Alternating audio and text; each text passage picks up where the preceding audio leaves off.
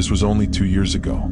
In our town, there was this one house that had been abandoned for I think about 2 decades. It was an older place nestled away in the trees, and after nobody would buy it, everyone just forgot about it.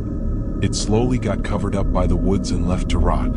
I was always interested in these types of places and loved to explore them. In one with a small backpack and a flashlight. Usually I'd go with friends, but this house was so close by and seemed less significant than other places we'd been to, so I didn't bother. The driveway going into the woods was almost completely gone. Grass had grown over the gravel. I marched my way through it, eventually taking my flashlight out so I could see better. The house was deeper into the woods than I'd remembered. I felt like I walked for 5 or 6 minutes before getting there. It was an old wooden home built before garages were even a thing. I guess it kind of looked like a large 2-story cabin. I walked up to one of the front windows, which was broken, and leaned my head through it. I listened to the inside for 30 seconds to make sure I was alone. Then, after hearing nothing, I went to the front door. The door was unlocked and already slightly cracked open, so I just pushed it wide open and walked in. The inside was decaying all around. Disturbingly, there was still stuff in here from whoever owned it all those years ago. The living room had an old sofa, all torn up and dusty, and there were several picture frames that had fallen off the walls and shattered. I walked through the first floor looking at all the left behind things, curious about what I'd find out about this place. The floor was small though. After just a minute or two, I went upstairs to the second floor. The stairs were creaky and shaky. I'm surprised they hadn't caved in already. The second floor had a hallway with 2 rooms. One of the doors was open and the other was closed. I looked into the open one. The room was empty, which was strikingly different from downstairs. I stepped in and moved my flashlight all around, but was interrupted when I heard a thud below me. My heart immediately started racing. It didn't sound natural, like a noise the house would make. I hurried down the stairs and waved my flashlight all around. The house was so quiet now, and I didn't see anything moving that could have made the sound. Having that bad gut feeling though, I told myself I should just leave. Usually with my friends I explore with, we always say at the first sign of anything sketchy we leave. Being alone, I definitely wasn't staying. I quickly walked down the hallway, still moving my flashlight all around. But when I got to the front of the house, the door was shut. I had left it wide open. I hurried up to it and pulled the handle, but it didn't move. It was locked or bolted closed on the outside. I immediately started to panic, knowing someone else had to be here with me and just locked me in. I ran over to the broken window and jumped out. I didn't see anyone as I sprinted into the woods, turning my flashlight off and staying off the path. My heart was still racing as I walked between the trees, but then a light came from ahead. I was confused and moved behind a tree. There was a red and blue light flickering at the end of the driveway. There were 2 cop cars cutting through the thick grass and driving toward the abandoned house. They passed by me, rushing to the front of the home as I remained hidden. Something in me knew that they weren't there for me. I watched for a minute, then ran out of the woods and back home. I don't know who else was there or why the police were rushing toward the house. I tried to find out more information on it in the coming weeks, but never found anything released to the public. Whatever was going on in there, or whoever was in there, must have been pretty bad. I'm lucky to be here right now.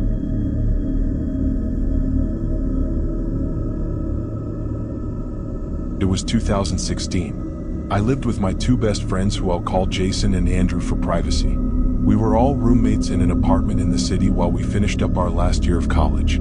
Because we were all in school and had jobs, we didn't often have a lot of free time. When we did though, our usual activity that we all enjoyed was hiking, or I guess just exploring in general. Sometimes we'd go on trails or just drive to a random town we hadn't been to before and walk around. This week we all had Friday and Saturday off, so we wanted to find something to do on Friday night. Andrew had happened to hear from a friend earlier about this decommissioned factory on the outside of the city. It sounded cool or interesting at the very least. None of us had done something like this before though, so we were all hesitant, but in the end we said screw it and just decided to check it out. We hopped in Jason's car and drove to the edge of the city. We live in the Midwest, so the city sort of abruptly ends and turns into flat land that goes on as far as you could see. That was basically where this factory was. We didn't know its exact address, if it even still had one, but we found it on Google Maps using the satellite view. We parked a block away at a gas station, then got out and walked the rest. The whole street to get there was empty, no cars or people anywhere. It almost felt like the entire block was abandoned. The factory building was way bigger than any of us were expecting. It was massive, with railing-type structures all over the outside. In tons of graffiti in places I don't even know how people were able to get to. The chain-link fence had barbed wire across the top, but in several spots it had clearly been cut open and moved from others sneaking in. We crawled over and made our way up to the metal door at the front, which was already open. As soon as we stepped inside, chills ran through me. The whole building was swaying and the metal was creaking and groaning. It was windy outside, so it made sense, I guess, but it still added to the eeriness of the place. All the lights were off, of course, so our only light was some cheap flashlights Andrew had lying around his house. This main room we were in was full of huge rusted machinery and narrow pathways between them. We all stayed in that room and kind of just wandered around. Eventually I wandered to the end of the room and into a hallway, but before entering I checked over my shoulder and saw one of my buddies was not too far behind me. I couldn't tell whether it was Andrew or Jason because they were in the dark by one of the machines, but I figured they saw me, so I was good to keep going without risking splitting up and getting lost. I started walking down, making it to another metal door and going through it. Just as I was walking into the next room and the door started closing, I heard footsteps coming down the hallway from the end I had just come from. Thinking it was Andrew and Jason, I kept walking and shined my light around the room. There were more machines, like a conveyor belt type thing in the middle of the space, but along the ceiling was a walkway or a catwalk and I could see a ladder hanging down on the other side. As I was looking, I heard the door open and close behind me. I called out my friends' names and turned around to tell them what I saw, but when my light hit the door, they weren't there. There was no one. I almost thought I was crazy for a second, but I knew I heard the door open. Andrew, Jason, their names rang across the room, but they didn't reply. I started carefully walking over to the door, feeling my mind start getting worried. I opened the door and shined my light down the hallway. It was empty. What the hell? I didn't have time to think before hearing a slight crumble on the ground behind me. I whipped my light around. Standing maybe 6 or 7 feet from me was some deranged-looking man. He had long hair and a messy beard and the strange glazed-over eyes. He instantly started sprinting at me like he was trying to tackle me. I backed into the hallway and slammed the door on him, then sprinted for the other end. I could hear my buddies calling out to me like they were trying to find me. I ran into the room and yelled at them to leave. We all ran out. We made it to the fence and left. I explained to them what happened on the way back to the car. Whoever that guy was hiding in the building had followed me into the hallway and into the room where I was alone. Obviously he was trying to wait for me to split off from the group before attacking me. What he really would have done, I'm lucky to have not found out. Since then we haven't tried anything like that again.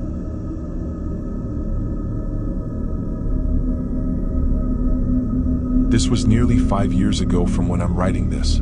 I was in high school at the time and my best friend was a guy named Colton. We hung out most days after school and just found random places to go to hang out at.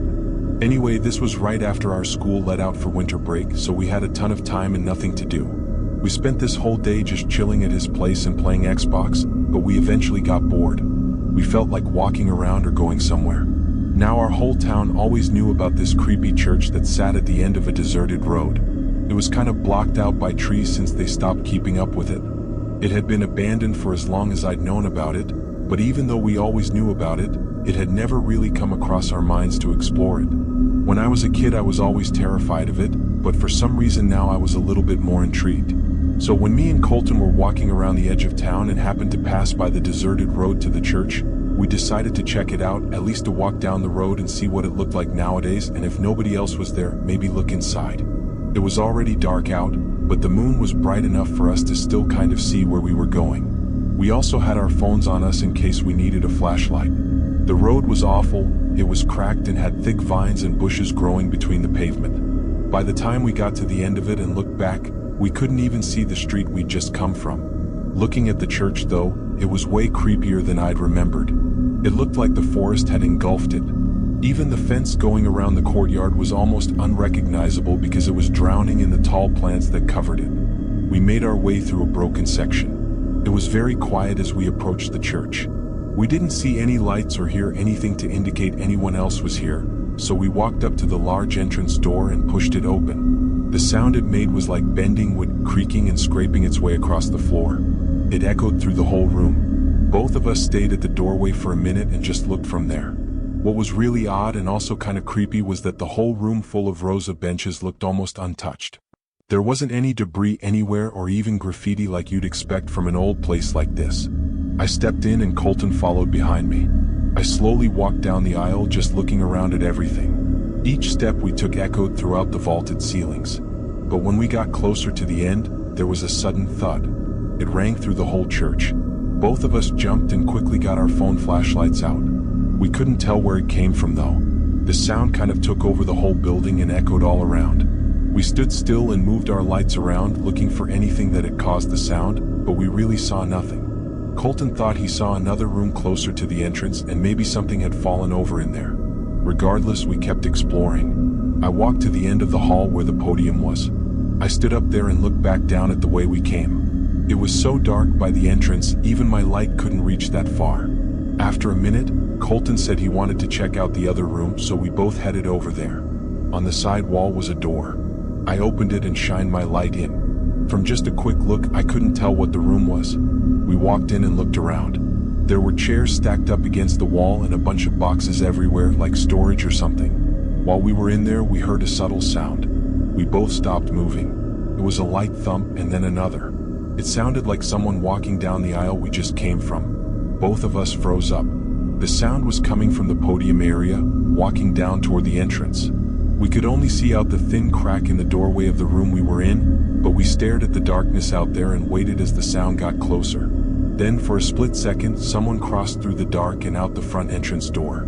The footsteps then stopped and we held our breath as we waited. Before we heard the door creak closed, we looked at each other in fear. Neither of us knew whether to try running away or hide or what to do. We ended up just waiting in fear for several minutes until we thought whoever it was had left the area. Then we sprinted out of the room and out the entrance. We didn't stop running until we got down the deserted road and onto the street. We don't know who was in there, but they came from the end of the church that I had just been at. There was no doorways over there, so they had to be hiding or something, somewhere right next to me. That is, if it even was a person. At this point, years later, I can't even say anything is for sure.